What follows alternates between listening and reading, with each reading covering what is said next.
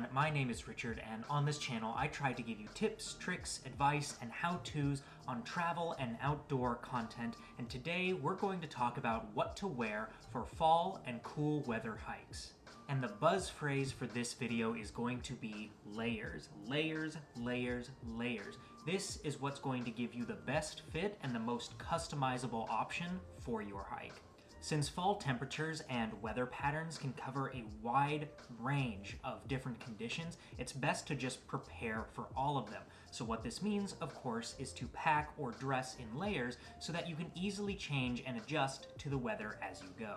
So let's start from the ground up. First, footwear. If you've been using trail runners or lightweight hiking shoes during the summer months, then transitioning into fall weather conditions might also mean transitioning into more traditional waterproof hiking shoes or boots. The things to keep in mind for fall are cooler temperatures and typically more rain. Even if it's not forecast to rain while you're on your hike, it might have rained the night before, leaving the ground wet and muddy. And especially if there are overcast or cloudy skies, then the ground won't have had any chance to dry out. So if your shoes aren't waterproof, they're more likely to get soaked and consequently get cold. But by having waterproof shoes or hiking boots, there's no way that water is getting in. Plus, waterproof shoes typically run on the warmer side, so if you're hiking in very cold temperatures, they'll give you some added warmth as well. For socks, it's a similar process. Now, I typically use a lightweight or lightly cushioned crew sock even when I'm hiking in the summer, so I don't really have to transition into something different for the fall. But if you're used to hiking in ultralight socks or no-show socks or quarter socks, then I would suggest upgrading to crew-length socks with either a light or medium cushion. Again, I'll always recommend Merino wool socks over anything else, whether it's from Smartwool or Fits or Darn Tough or another brand. And if you're still not sure as to why Merino wool, I'll link my video about outdoor materials so you can understand better why this is such a great material. Next is pants. As expected, you'll probably want to wear pants for your fall hikes because they're warmer and they provide more coverage. But there are probably two things that you want to keep in mind.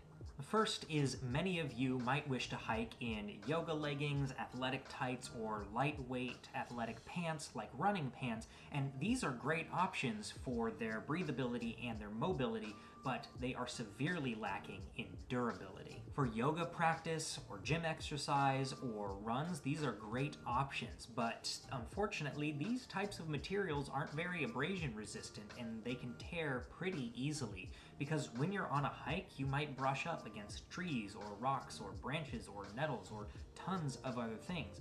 So if these are the only pant options you have, you can absolutely use them, you just might have to be a little more cautious while you're on your hike. So the second thing to consider is a lightweight hiking pant, specifically a pair made out of what's called a soft shell material.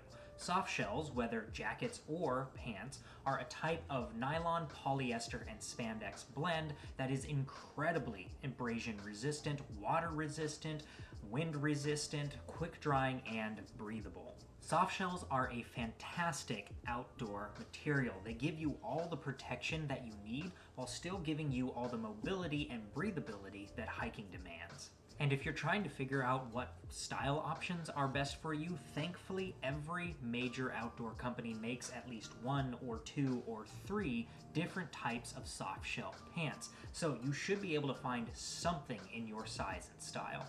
I'll also mention rain pants here, but I feel like for most people, these can be a bit much. If you are expecting heavy rains on your hike or a lot of bushwhacking, then packing a pair with you might be a good option, but for most people, they're probably overkill.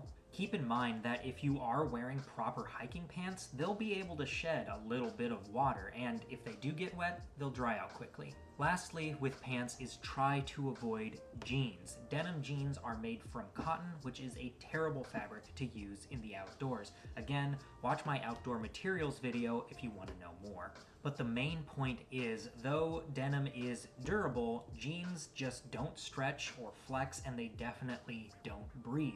Plus, if jeans get wet on a hike, they're going to be wet for the rest of that hike. Now we can move on to tops, jackets, and outerwear, and first off, you'll probably want to start with long sleeves. If you have a long sleeve sun shirt like I do, this is a great base layer to start with. Even though these shirts are made for hot weather summer hiking, they do a great job as a base layer on cool weather hikes. Another option would be any long sleeve shirt or quarter zip pullover. Again, I would suggest going with a merino wool, but any lightweight synthetic or athletic top will do fine. And what I love particularly about quarter zips is if you keep the zipper down, it allows you to vent and breathe a little bit more, but if you start getting cold or want to trap more heat in, you can just zip it right back up. Now, the next layer should be some kind of lightweight fleece, something like a sweater, a hoodie, or even a vest. A sweater is going to be the most simple option, just a quick pullover to help trap the heat in, but keep in mind here the materials that it's made out of. That old cotton sweater from college might be comfy and warm, but you're going to sweat profusely if you try to hike in it. A hoodie offers the same thing as a sweater, but with added warmth in the hood. And what I like about hoodies is that means you don't have to bring a beanie or some other winter hat along with you, because you can just pop the hood up if you need to keep your ears warm. And though a vest won't keep your arms warm, it'll at least keep your core warm. And this is actually a really great option for really active or warm-bodied hikers. Vests allow you breathability under your arms, where you tend to sweat the most, but they still give you enough warmth in the torso. The thing to keep in mind with these items is zippered or not. Having a zipper obviously causes more bulk and weight, but it also offers more versatility. So if you get warm as you're hiking, you can unzip the item but not fully take it off, which will allow your core to breathe but still keep your arms warm. With a pullover, it's all or nothing. Next is an insulated jacket. This is probably one of the most variable options, but it's a good item to have. Whether you go with a down or synthetic, you'll want something that is lightweight and packable, especially because you'll probably be carrying it more than you're actually wearing it. You'll most likely be wearing the jacket at the beginning of the hike before you start to warm up, and then occasionally throughout the day as you stop and get a little bit cold. So unless you just run cold or adverse weather starts to roll in, you'll probably be in and out of the jacket throughout the day. However, having a good lightweight insulated jacket is essential for fall hikes. Last is a rain jacket. Now, this item is going to serve a lot of different functions for you. Obviously, it's going to keep you dry if it starts raining, but a good rain jacket will also block any cold wind. They're also pretty abrasion resistant, and though they aren't insulated, they can trap quite a bit of heat. And my biggest advice for top layers is try to make sure that you're not wearing too many hooded items. This might sound a bit silly, but if every layer you're wearing has a hood on it, it can get a bit ridiculous when you try to use them. Also, if you're wearing a backpack and a hood gets caught underneath the pack, that extra fabric can get uncomfortable. So try to limit yourself to 2 hoods if possible. The first should be your rain hood for obvious reasons, and the second should either be on your insulated jacket or fleece jacket. And the final few things are accessories. Depending on how cold it is, you can either go with a regular ball cap, or if it's colder, you can go with a beanie. If you're not sure, bring both and switch them out as needed, or just bring a standard hat with you, and if it gets cold, put your hood up. Next is a pair of gloves. Even if it's not super cold out, sometimes just having your hands exposed for a long period of time can make them cold. And the last thing you want is to have your hands tucked into your jacket sleeves or pockets and then trip and not be able to catch yourself. So bring gloves with you, even as a precaution.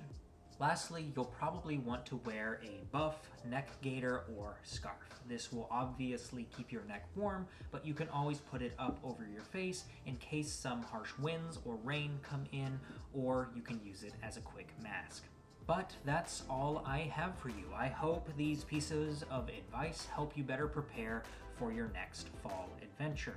And if you have any questions or thoughts or your own pieces of advice, please leave them in the comments below. I want to thank you again for watching today's video. If you enjoyed it, please give it a like, and if you find this content useful, please consider subscribing.